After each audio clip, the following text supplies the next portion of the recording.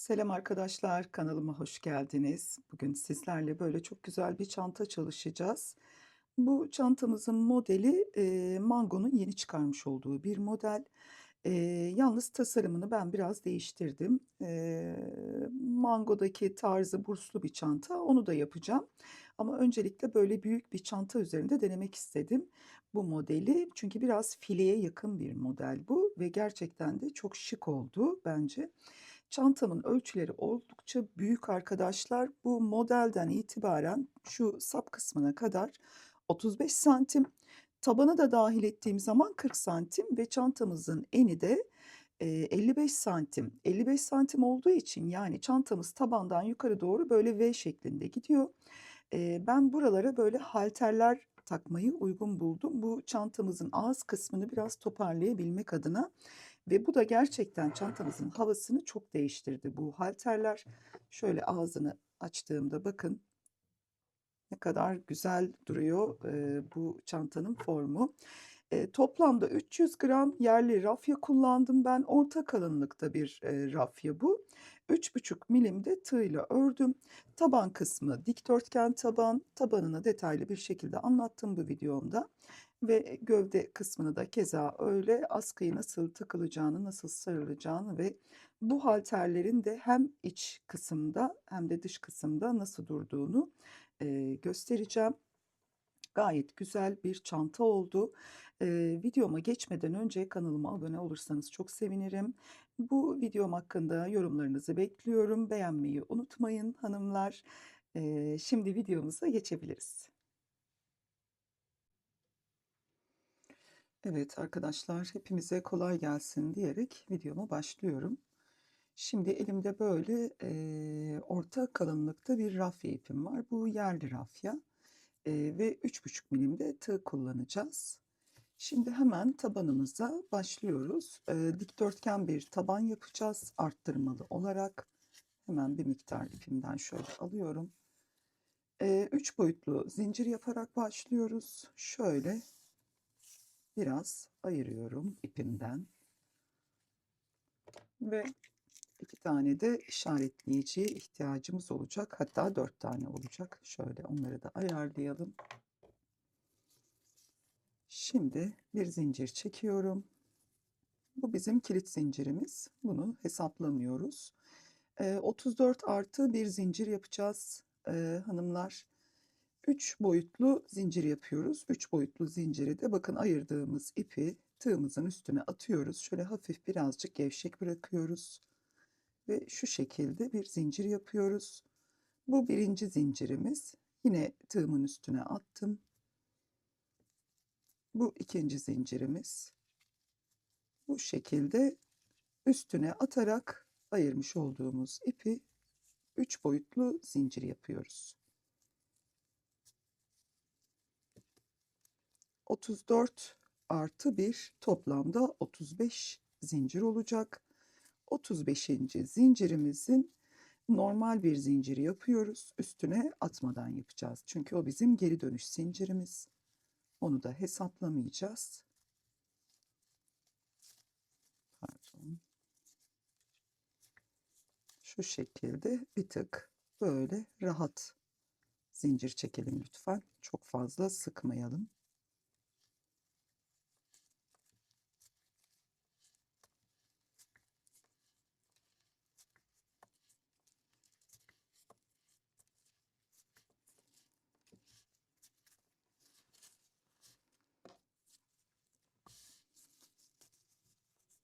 Evet, 34 zincir olana kadar çekip geliyorum ben. Evet, 34 zincirim var. Bakın tığımın başına atmadım. Hemen normal bir zincir çekiyorum. Bu kalan ipimizi burada yürüteceğiz.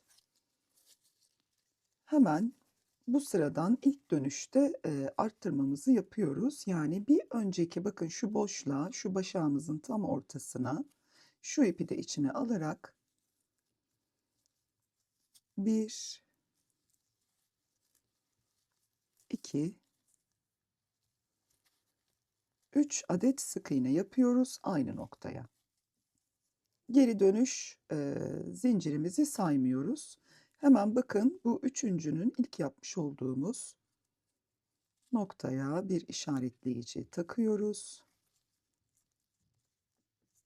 Ve hemen yanından devam ediyoruz. Normal sık iğne yapacağız bu boşluklara.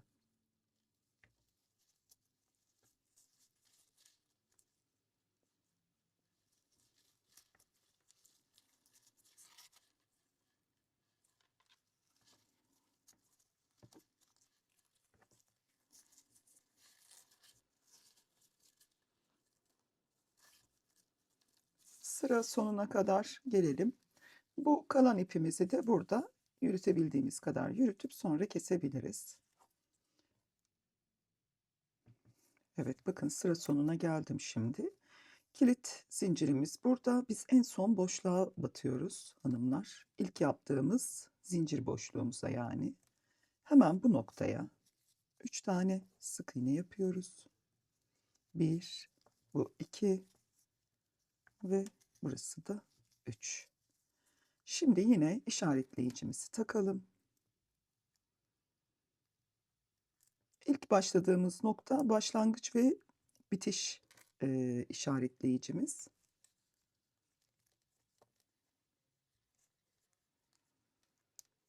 Yani bu kısım bizim başlangıç ve bitiş işaretleyicimiz. Şimdi 3 tane sık iğnemizi yaptık aynı noktaya. Gelen ilmeklerden sık iğne yaparak sıra sonuna kadar devam edeceğiz. Şu şekilde.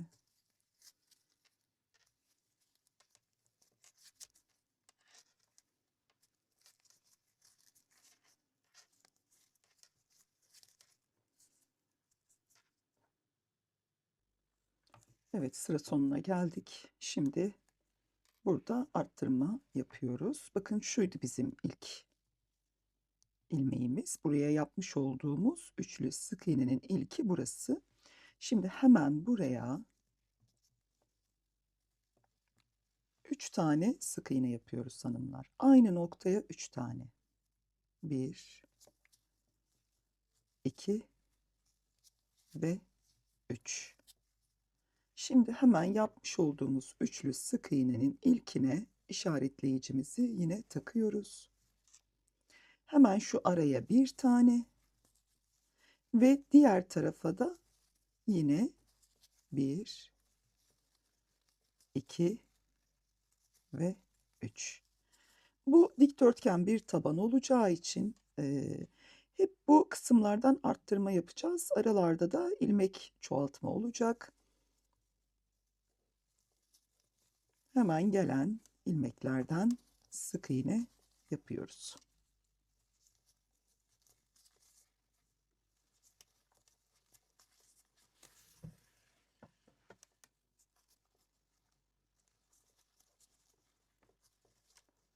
Sıra sonuna kadar devam ediyorum bu şekilde.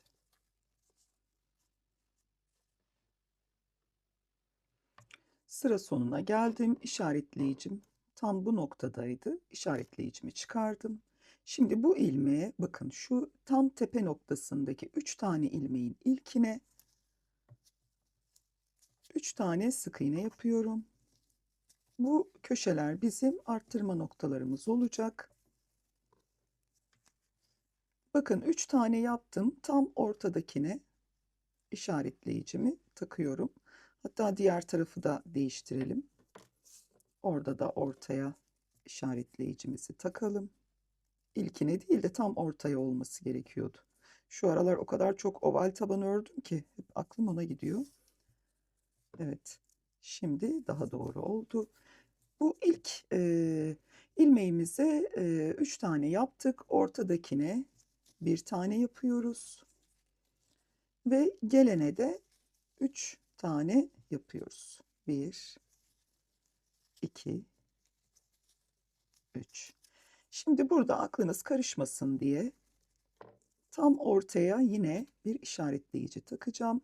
Ben çok ihtiyaç hissetmiyorum ama siz isteyebilirsiniz diye tam orta kısma hani aklınız karışmasın işaretleyicimi takıyorum. Bakın bu işaretleyicilerin olduğu yerlerden Sürekli her sırada arttırma yapacağız hanımlar.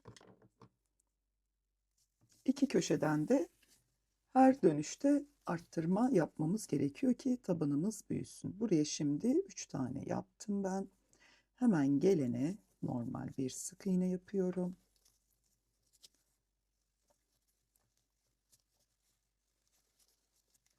Ve sıra sonuna doğru ilerliyorum.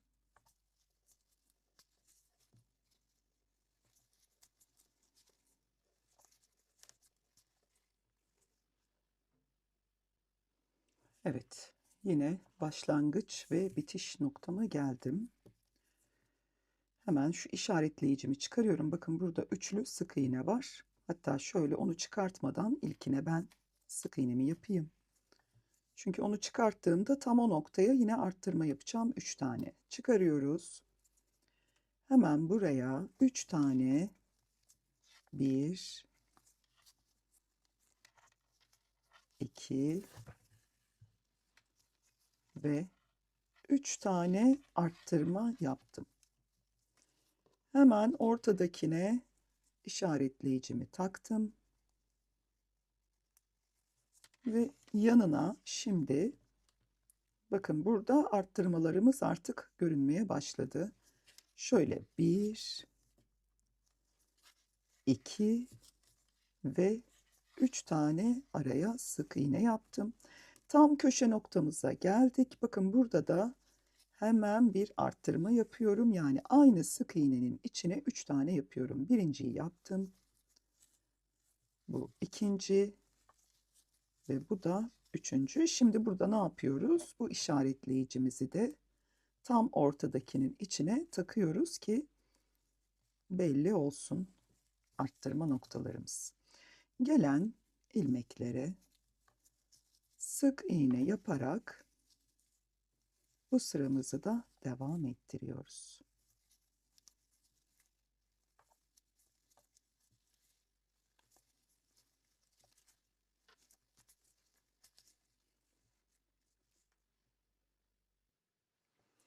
Evet arkadaşlar, şimdi geldim yine arttırma noktamıza. Bakın hemen işaretleyicimi alıyorum. İşaretleyicimi çıkardığım tam bu orta ilmeğe 3 tane yine sık iğne yapıyorum. Aynı noktaya 3 tane. 2 etti şöyle ve şöyle 3 etti. İşaretleyicimi yine tam ortadakine takıyorum.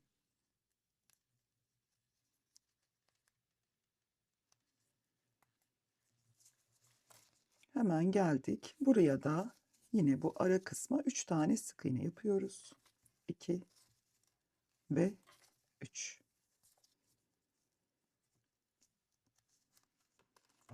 Ve yine bu köşeye arttırmamızı yapıyoruz. 2 ve 3.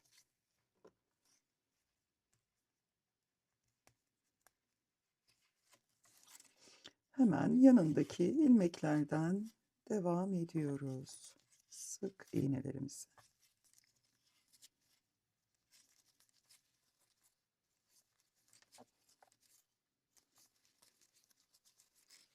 Bakın köşeler görmüş olduğunuz gibi çıktı ortaya.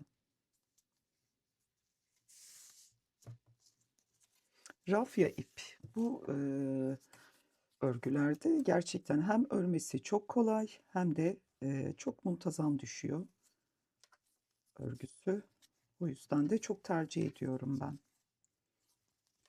Sık iğne yaparak sıra sonuna devam ediyoruz. Evet, yine arttırma noktama geldim.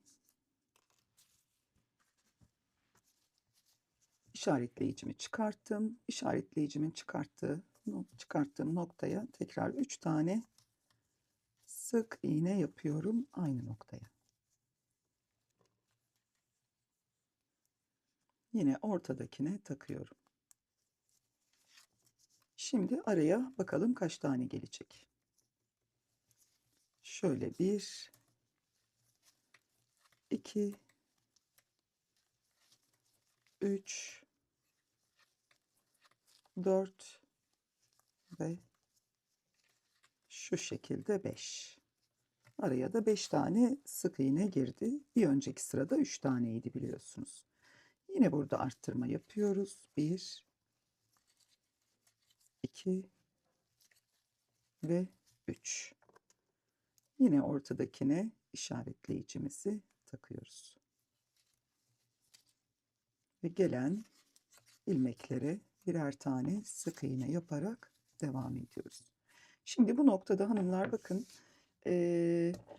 bu arttırma bizim, yani buradaki arttırmalarımız, aynısını buraya da yapacağız. Çünkü ilk arttırma noktamız burası. Dediğim gibi hem arttırma hem de bitiş noktamız burası olduğu için buradaki yapmış olduğumuz arttırmanın aynısını gelip buraya da yapacağız.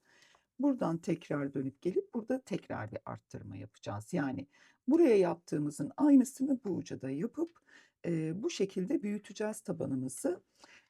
Şimdi ben bu kısmı tekrar anlatmıyorum. Yoksa çok uzun oluyor videolar. Şimdi buradaki yapmış olduğum arttırmayı buraya da yine aynısını yapacağım. Bakın araya 5 tane olacak bu burada. Yani buradaki arttırmalarınızda aralarda kaç sayı varsa aynısının burada da olması gerekiyor. Ona dikkat edin lütfen. Zaten köşelerden arttırma yaptığımız için buralara üçerli batıyoruz. Ortadaki sayılarımız bizim değişecek her sırada ki arttırmamız net bir şekilde çıksın. Şimdi o tarafı ben göstermeyeceğim size ama orayı da arttırıp gelip tekrar burada bir üst sıraya geçmiş olacağız. Yani bu kısımda tekrar görüşürüz. Evet, yine arttırma noktama geldim. İşaretleyicimi çıkarıyorum. 1, 2 ve 3. Tam ortasından takıyorum yine. Bakalım şimdi arada kaç sayımız var? 1, 2, 3, 4, 5, 6, 7. Her arttırmamızda ortaya 2 sayı daha eklenmiş oluyor. Yine buraya bir arttırma yapıyorum. Üçlü. Tam ortadakine atıyorum.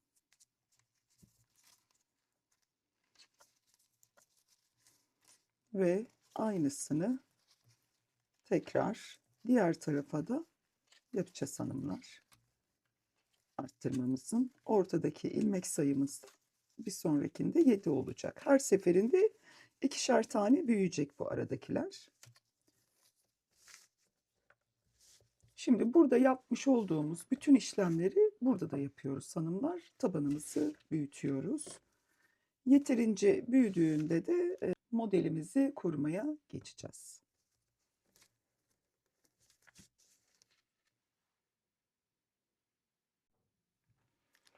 Evet arkadaşlar, tabanımızı bu noktada bitiriyoruz artık. Kaç sıra ördük şimdi hemen size onu söylemek istiyorum. 2, 4, 6, 8 ve 9. İki tarafta eşit bir şekilde olacak. Hemen şu aradaki ilmeklerimi söylemek istiyorum size. Tam şu iki köşeden arttırma yaptık biz biliyorsunuz. Hemen şu aradaki ilmek sayısını da söyleyeyim.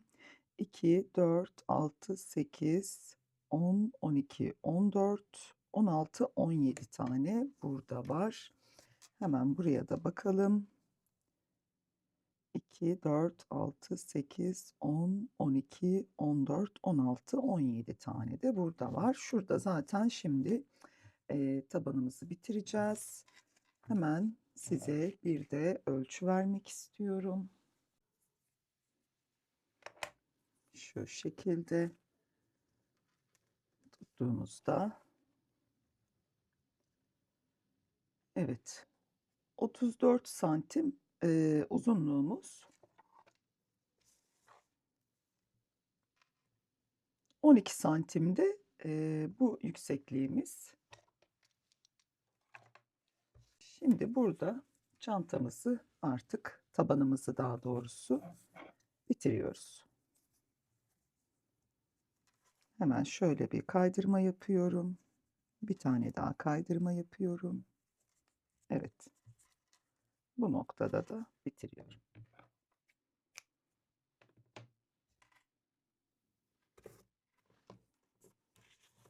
Şimdi bu tam orta kısımdan sık iğne olarak başlıyoruz. Artık çantamızın üst gövde kısmına geçeceğiz hanımlar. Bakın tam ortadan battım. İlmeğimi aldım. Hatta diğer ilmeği de üstüne attım. Burada bir kilit yaptım. Şu şekilde. Hemen buradan yanından sık iğne yapıyoruz.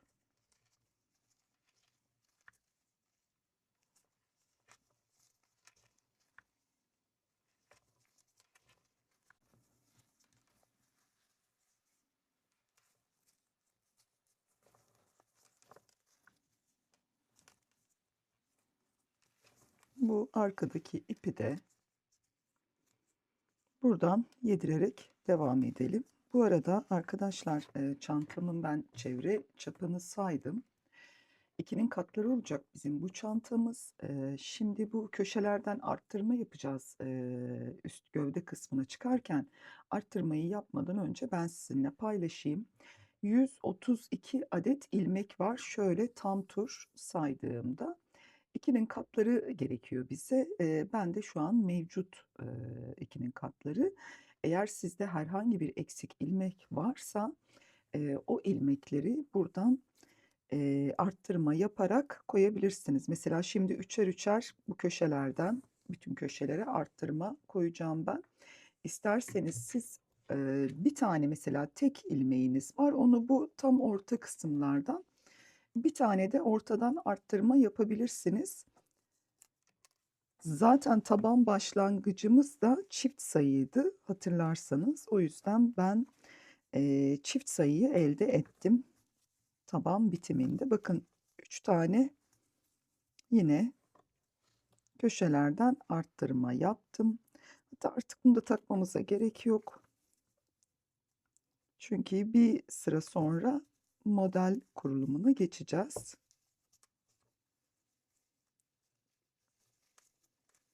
Sadece köşelerde üçer tane arttırma yapacağız ki çantamız yukarı doğru çıkarken böyle hafif V şeklinde çıksın.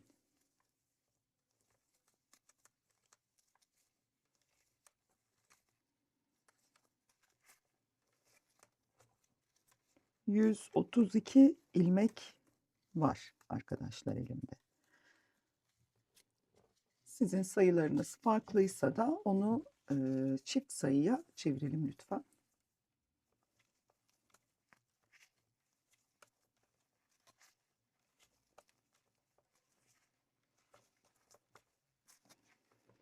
Evet, şimdi bütün köşelerde üçer tane arttırma yapıp tekrar şu başlangıç noktamızda buluşalım hanımlar. İşaretleyicileri artık çıkarabilirsiniz bu noktada.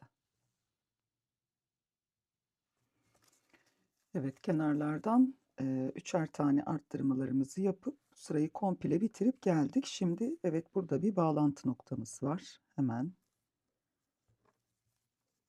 bağlantımızı yapalım.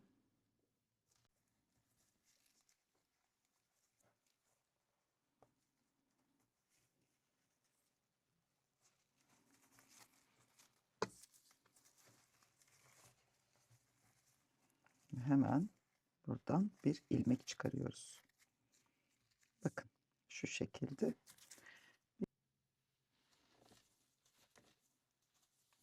Üç tane zincirli bir üst sıraya çıktım. Hemen bakın şöyle arkadan aldım ve ikisini birlikte çıkardım. Başına doladım. Arada boşluk bırakıyoruz hanımlar. Bakın ikinci sıranın hemen dibinden batıyoruz. Hafif uzattım. ikili trabzan yapıyorum. Aradan girdim ve şu şekilde modelimi kurdum. Başına doluyorum, bir tane atlıyorum, ikincinin hemen altından yani ilmeğin dibinden battım. İkili trabzan yaptım. Şöyle çıkardım. Ve modelimiz bu şekilde. Bu model biliyorsunuz ünlü bir markaya ait. Şu an çok trend olan bir model. Yalnız ben bunu böyle burslu çantayı yerine bir tık daha farklı bir versiyonda yapmak istedim. Ortaya da çok güzel bir çanta çıkacak. Hemen tekrar bakın devam ediyorum model gösterimine. Başına doladım, bir tane atlıyorum, ikincinin dibinden battım. İlmeğimi hafif uzatıp ikili trabzan yapıyorum ve hemen şu aradan girip çok hafif uzatıp ikisini birlikte çıkarıyorum. Tekrar başına doladım, bir ilmek atlayıp ikincisinin dibinden battım. Hemen şöyle bir ikili trabzan, geriye dönüp içinden çıkardım ve modelimiz bundan ibaret. Herhangi bir arttırma olmayacak. Direkt gelen sayıların üstüne yapacağız. Zaten 2'nin katları biliyorsunuz. Tabanımızın sayısı. Bakın tam köşe noktasındayım. Şu köşeye batacağım ben. Hemen alt ilmek dibinden batıp ikili trabzanımı yaptım ve şu şekilde aradan çıkardım. Tekrar başına doladım. Bunu atlıyoruz, buna batıyoruz, dibine battım. Hafif uzattım, ikili trabzan ve tekrar şu aradan girip ipimi çıkarttım. Şu şekilde de ikisini bir çıkardım hanımlar. Evet, modelimiz bundan ibaret. Ben bu sırayı komple örüyorum ve tekrar başlangıç noktasında buluşalım.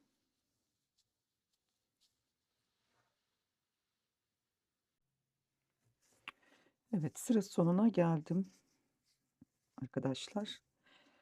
Aslında saydığımda 2'nin katlarıydı burası ama galiba bir tane ben arada fazla atladım diye düşünüyorum. O yüzden burası hemen arada bir ilmek olmadan yan yana sıraya geldi. Sıkıntı yok.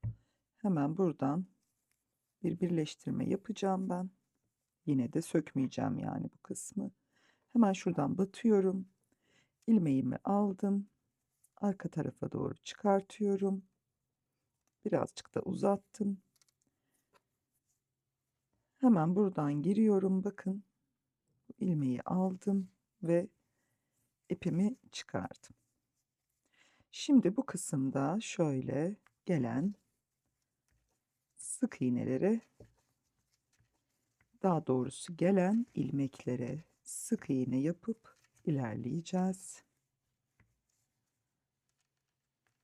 Görmüş olduğunuz gibi.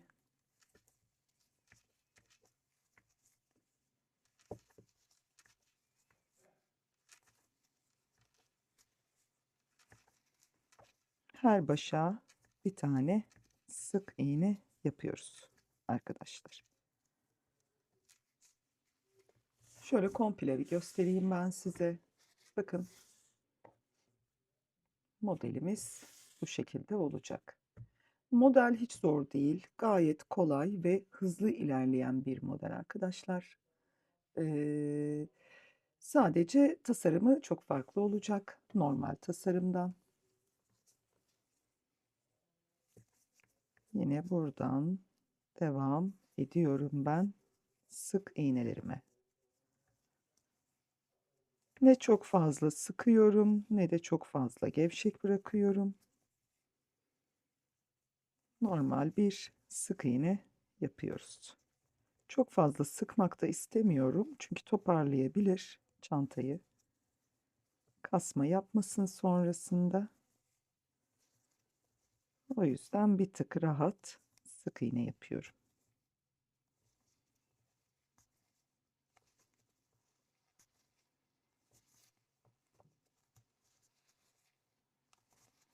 Evet, bu sırayı komple sık iğne yapıp burada buluşalım. Evet, sık iğnemizi de yaptık. Tekrar birleştirme noktamızdayız. Hemen birleştirmemizi de yapıyoruz. Şu şekilde.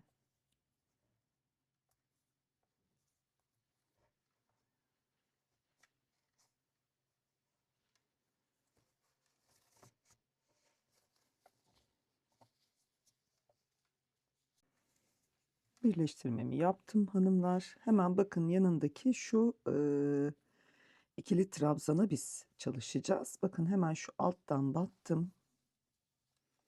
Şöyle ikisini bir çıkardım. 1, 2, 3 tane zincir çektim. Bakın şöyle arkadan doladım ve buraya modelini kurdum.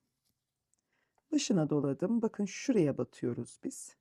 Hemen arada zaten bir ilmek oluyor. Bakın şurada zaten bir ilmek atlamış olduk. Hemen şöyle alttan doladım ve ikisini bir çıkardım. Başına doladım. Şu kısma batıyoruz. Aradaki ilmeğe değil, şu kısma hafif uzatıp ikili trabzan, aradan girdim. Şu şekilde başına doladım. Bir tane atladım ikincinin dibine hanımlar. İkili trabzan ve aradan girip ilmeğimi çıkarıp ikisini birlikte. Tekrar başına doladım. Buraya geldik. Şu şekilde ikili trabzanı yaptık. Boşluktan girip ilmeğimizi çekip çıkarıp ikisini bir çıkardık.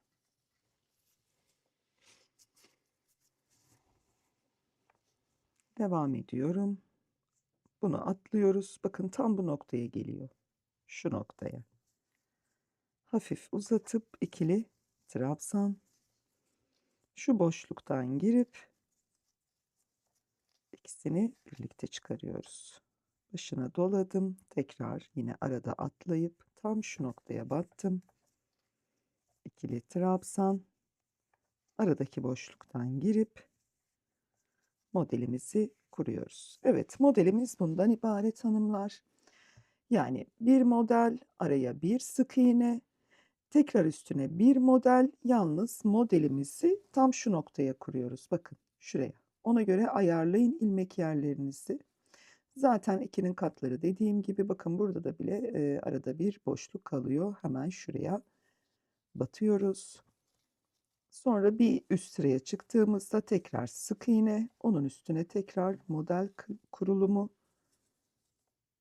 Bakın bu şekilde modelimiz. Güzel, çok tatlı bir model. Evet, bu sırayı da komple örüyoruz hanımlar. Tekrar burada buluşalım. Evet, yine sıra sonuna geldim. Hemen şuradan, hatta buradan.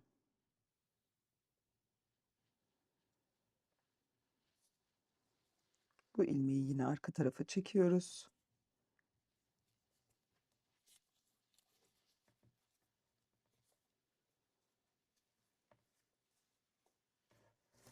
Ve hemen şuradan bu şekilde çıkartıyoruz. Bu noktaya bir sık iğne yapıyoruz. Gelen başaklara sık iğne yaparak devam ediyoruz. Yine sık iğne sırasındayız. Bakın.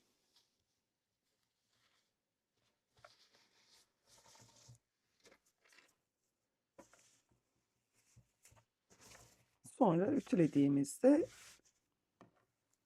gayet güzel duracak modelimiz. Bu şekilde.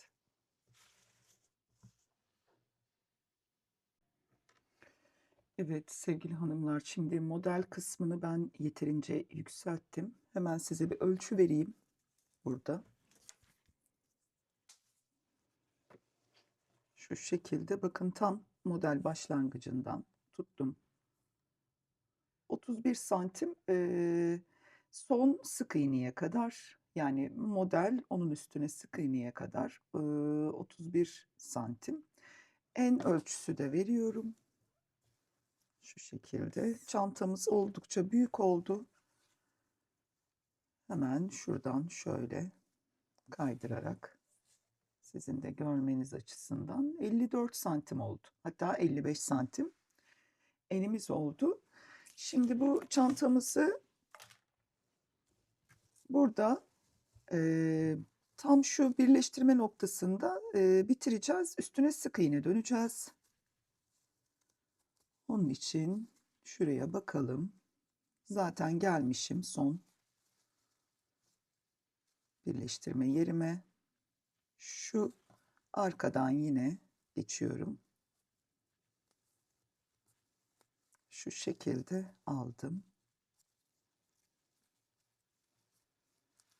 Bakın. Bugün gün ışığı var. Gün ışığını da kaybetmek istemedim açıkçası. Çekim yaparken çünkü çok lazım bize. Şöyle bakın birleştirdim. Hemen ipimi buradan kesiyorum. Zaten bunun üstüne, daha bunu buradan çıkaralım. Şöyle yapalım. Sık iğne gideceğiz.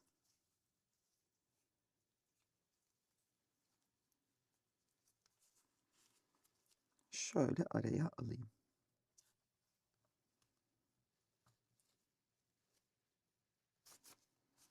Evet. Şimdi yine şöyle uç kısmından başlıyorum. Bakın, uç kısmı dediğimde tabanımızın tepe noktası. Tepe noktasını baz alarak şuradan başlayacağız şimdi. Sık iğnelerimizi. Bu en son sık iğne ile birlikte 6 tane sık iğne yapıyoruz hanımlar. Toplamda 6 tane olacak. Yani şu andan itibaren 5 sıra sık iğne yapacağız. Hemen üstüne atayım. Şu şekilde. Ve yanından arkadaki ipini de yürüterek başlıyorum.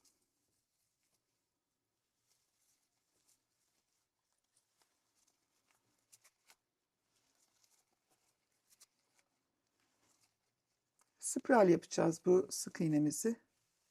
Burada birleştirmeyeceğim. Bu kısma geldiğimde dümdüz buradan kaydırarak devam edeceğim. Bağlantı noktası koymayacağım yani. Çünkü 5 sıra öreceğiz.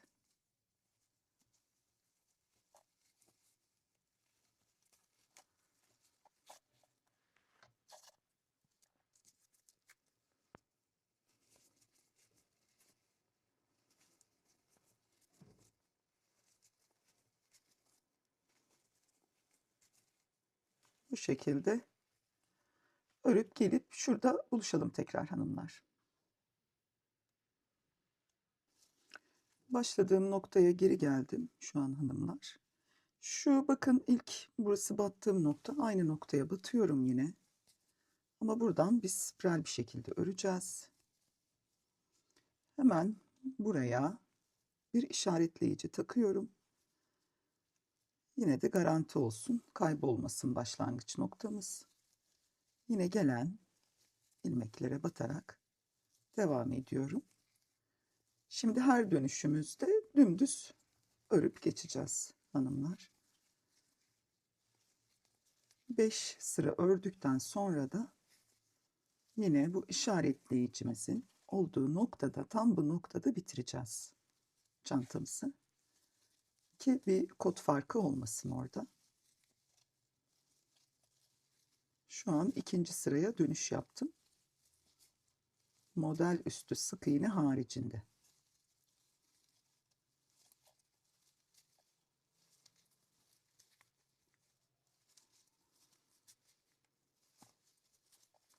Evet, 5 sıra örelim hanımlar. Şu an ikinci sıraya geçtik. 5 sıra örelim. Ondan sonra tekrar buluşalım. Çantamızı da ütüleyelim. 5 sıra ördükten sonra, ütüden sonra görüşelim yani. Bitirdim ben bu kısmı. Model üstü sık iğne haricinde 5 tane daha sık iğne ördüm ve şöyle bir ilmek kaydırma yaptım son sırasına. Bakın, bu ağız kısmını da sağlamlaştırmış olduk. Şimdi hemen şöyle tabandan bir düzeltip en uç noktalarının ölçüsünü alacağım. Bakın, şöyle bir askı kullanacağız biz tam şu kısma ve şu şekilde de yanlarına takmak için halter kullanacağız. Çantamız oldukça büyük, o yüzden şu kenar kısımlarına halter takacağım ben. O da çantamıza güzel bir görüntü kazandıracak. Halterlerim de büyük. Bakın, şık da duracak. Şimdi hemen şu tabanı düzeltip tam şu uç noktalarını, biraz kameramı yükselttim çünkü sığmıyor. Çantamız çok büyük olduğu için kameraya sığmıyor. O yüzden de oldukça yükselttim tripodumu. Şimdi hemen şu uç noktalara işaretleyicilerimizi takalım.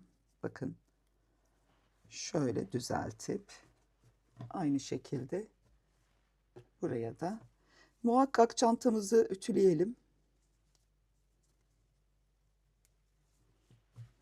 ki gerçek ölçüleri ortaya çıksın. Şimdi bakın, tekrar ölçüyorum.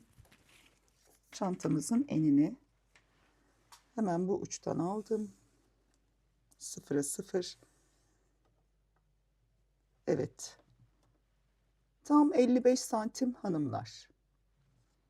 Bir uçtan bir uca 55 santim çantamızın bu ağız kısmı, muhtemelen gövdesi de aynı şekilde. Bakalım. Evet. Şimdi burada ne yapıyoruz? Böyle bir askı takacağım için ben bu askımızın tam orta kısmını 15 santim olarak hesaplıyorum. Çünkü bu askıyı sararak ben monte edeceğim bu ağız kısmına. 15 santim tam şu alt kısmına denk geliyor. Bunun için de hemen bir buradan ölçü vereceğim size. Kaç santim bırakmamız gerektiği hakkında. Evet, şimdi bu uçtan tuttuğumuzda 20 santime kadar geliyoruz. Şöyle buraya bir işaretleyici takalım.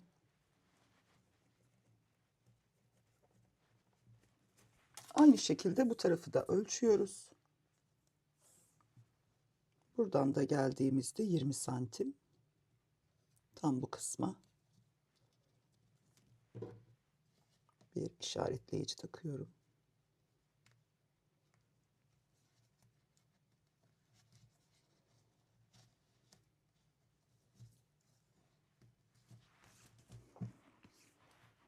Şimdi bakalım.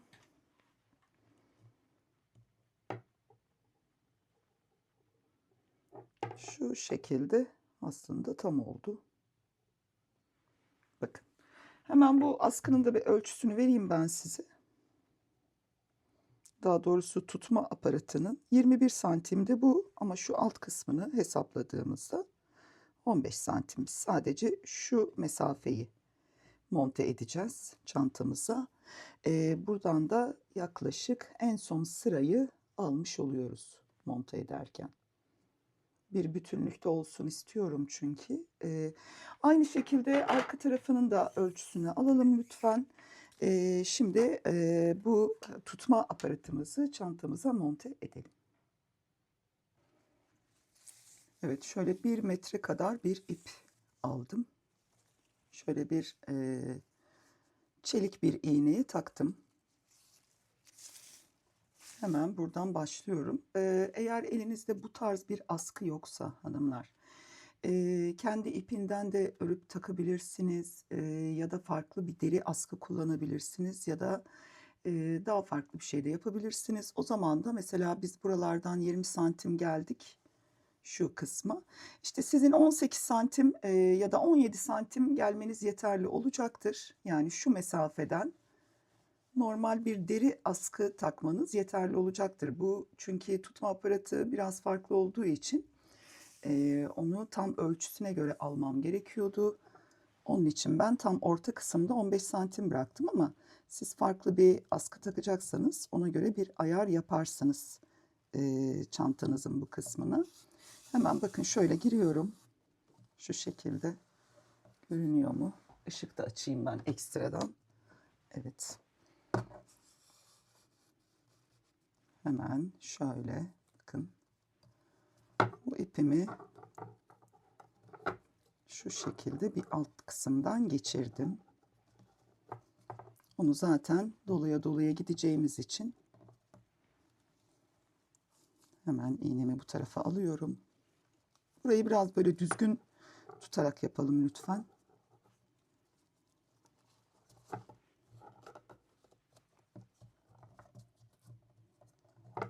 Çünkü burada sarma işlemi yapacağız. O yüzden de düzgün olsun. Hemen girdiğim noktadan tekrar batıyorum. Burayı sıkıyorum. Bu şekilde. Şimdi hemen yanından tekrar içinden geçiriyorum. Hemen yanındaki ilmekten batıyorum.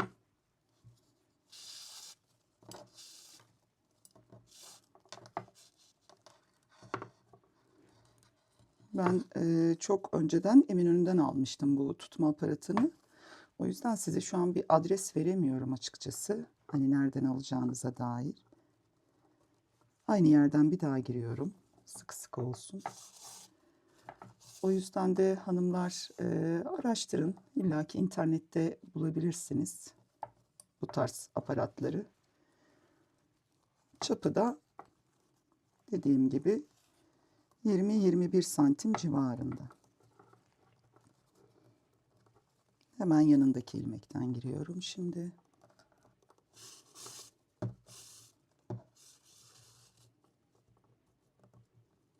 Ben de ilk defa deniyorum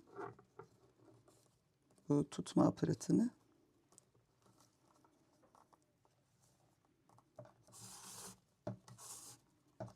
Ama ortaya güzel bir şey çıkacağını düşünüyorum. Şöyle.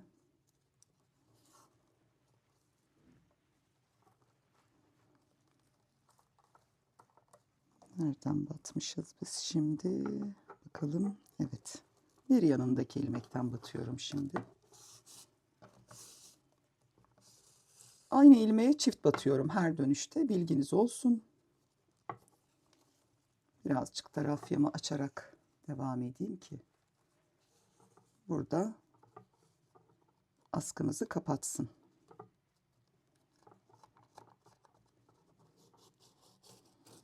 Burs sarar gibi düşünün.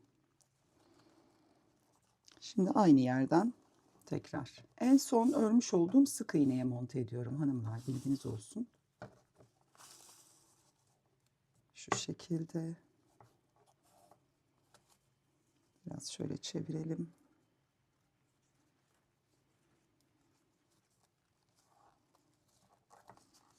Hemen yanındakinden. En uç kısmını da içinden kaybediyorum. Dikkatinizi çektiyse. Bakın burada. Oraya herhangi bir düğüm atmadım. Çünkü içinden yürütüyorum aynı zamanda.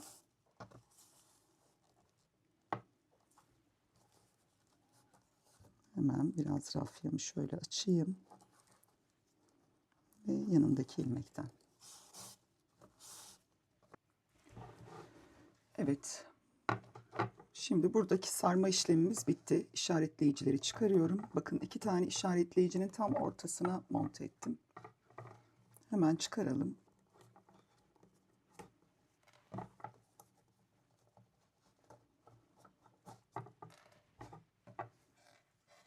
Ve bu ipimizi burada biraz sıkıp araya şöyle yürüteceğiz. Şu şekilde sağlamlaştıralım. Hemen yanından. En son sırayı 3 kat döndüm. Bu arada bilginiz olsun. En son sarma işlemini yani.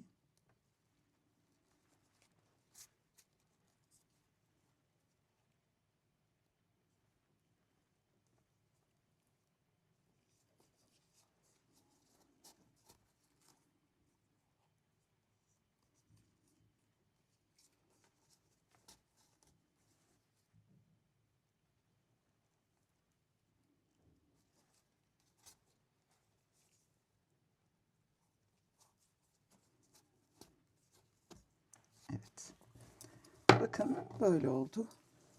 Şu şekilde. Hemen ben diğer askımızı da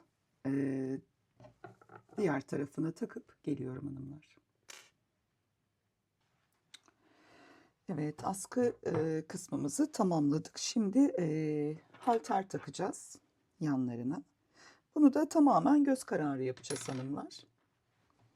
Bakın zaten burası bizim tam en uç noktamız. Oradan işaretimizi almıştık.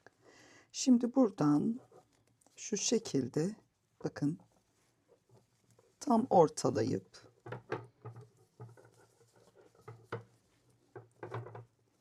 şöyle, tabii askıyı da ayarlamamız gerekiyor burada ki bir yamukluk olmasın diye. Bakalım.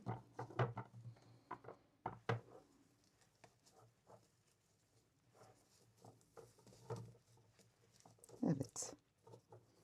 Şu şekilde sanırım oldu. Yine bir daha deneyelim.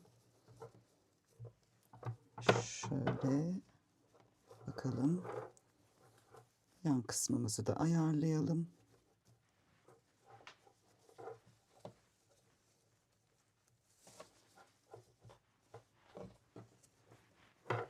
Evet. Zaten bu tak çıkar bir aparat biliyorsunuz. Uymadığı zaman